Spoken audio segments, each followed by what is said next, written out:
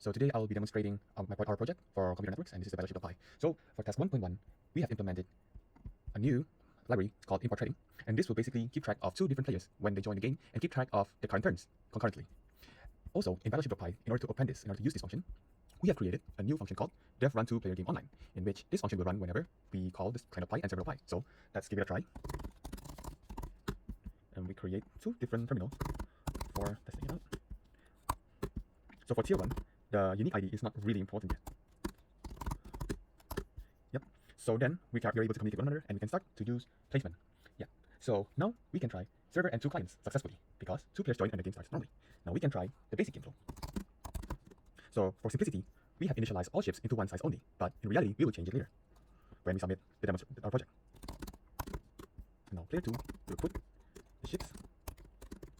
Okay, and so now it will go to firing, and it will take turn and see. It will be a result hit when they hit, and a miss when it miss. And now, when all of the ships are hit, so they will congratulations, player 1, you sank all the ships. And now we are not handling any disconnection handling. So simply, you can basically Control C or SN. No, no, like that. And I also define like the minimal commands for it. So we can try it again. Over here, we will create new players.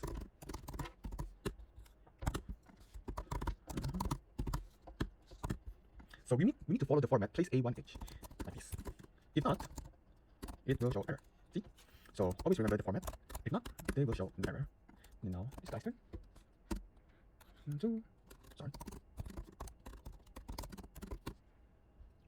So we need to follow the arrangement of Battleship gameplay format. Yep. So here, if we just say fire A1A, yep, it says invalid input. So you need to put fire A1, fire A1. And so if it disconnects immediately, yep, so it will terminate. Okay, now moving on to task 2. So we have an extended input validation where players might send invalid comments and we should gracefully respond to it. So that is what I just demonstrated just now. But this time, let's make it a different coordinate.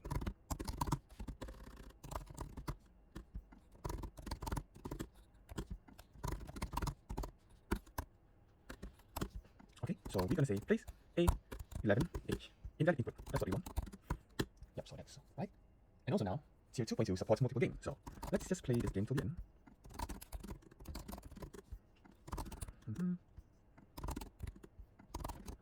And then now we say yes, you want to play again, and yes, you want to play again.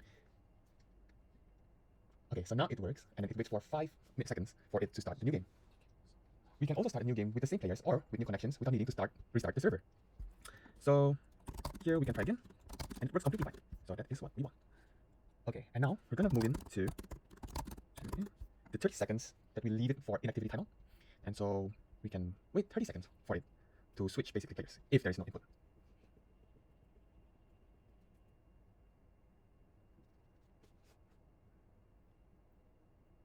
See, so now they change player. Okay, now this connection handling, so when the socket connection is closed or broken, we can treat it as an immediate forfeit. And so this is the case when we close it with Control C. Fine exiting and everything goes normal and you won. Okay, let's redo this again.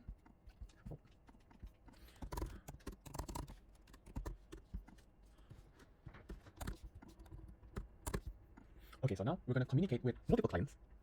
So here we can say item3 client.py3. So now this new person will become a spectator, which will be for tier 3, and right now we're placing them in a waiting lobby until the current game ends.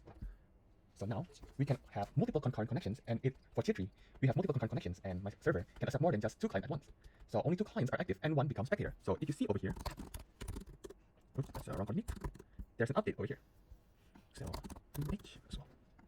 Okay, so spectators are not active players, and they will still receive real-time game updates, like placement and firing. See? So player command, result hit. This one as well, player 2, and then player 1. Okay, so that still works. Now let's try for this spectator to do something. Hello. Nope.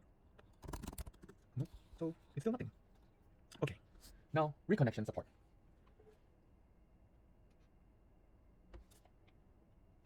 So before the reconnection timeout, we can just handle quit for 60 seconds, and this is for reconnection support. So we can try again.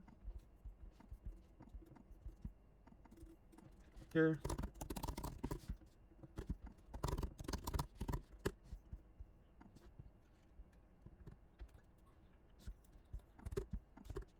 Okay, and then now we want to say, so for tier 3, it has a reconnection support that when you quit something, you can reconnect as long as it's within 60 seconds or the time given.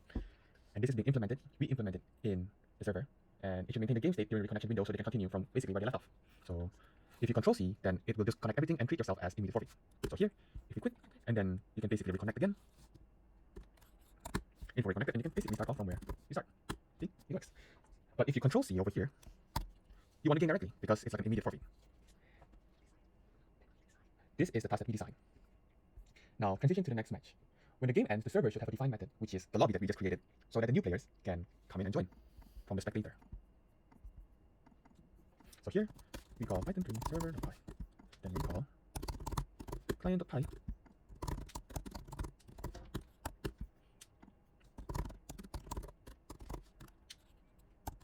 Okay, so let's speed up the process.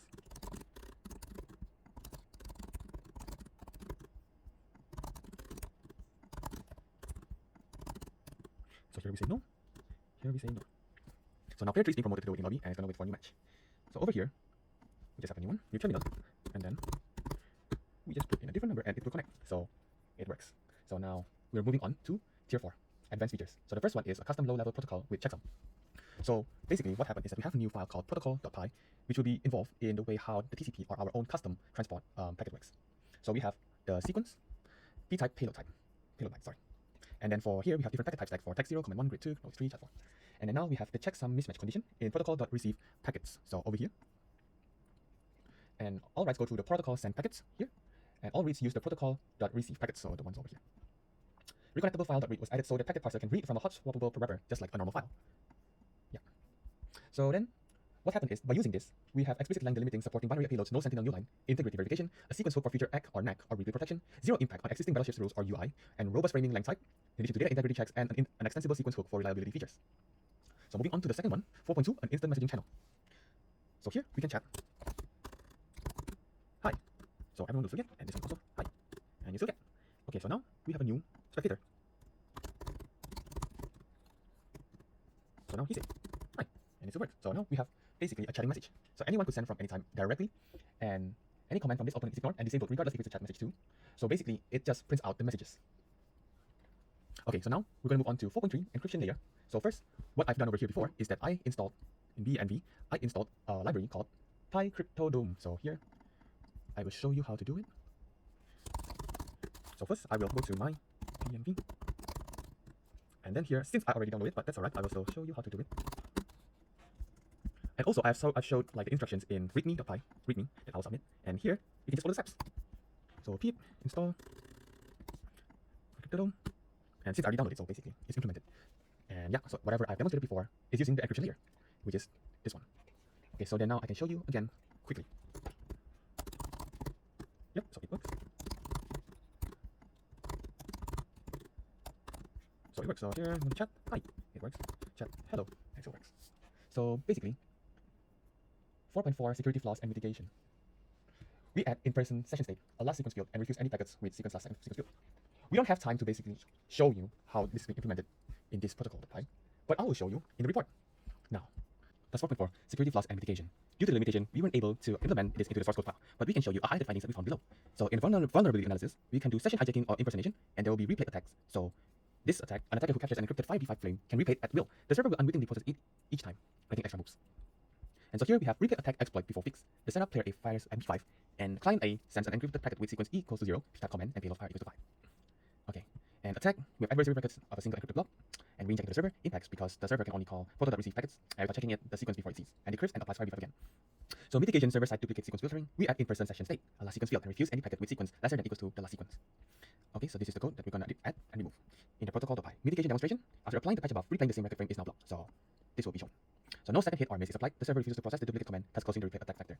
Thank you for listening, and that will be the end of this demonstration.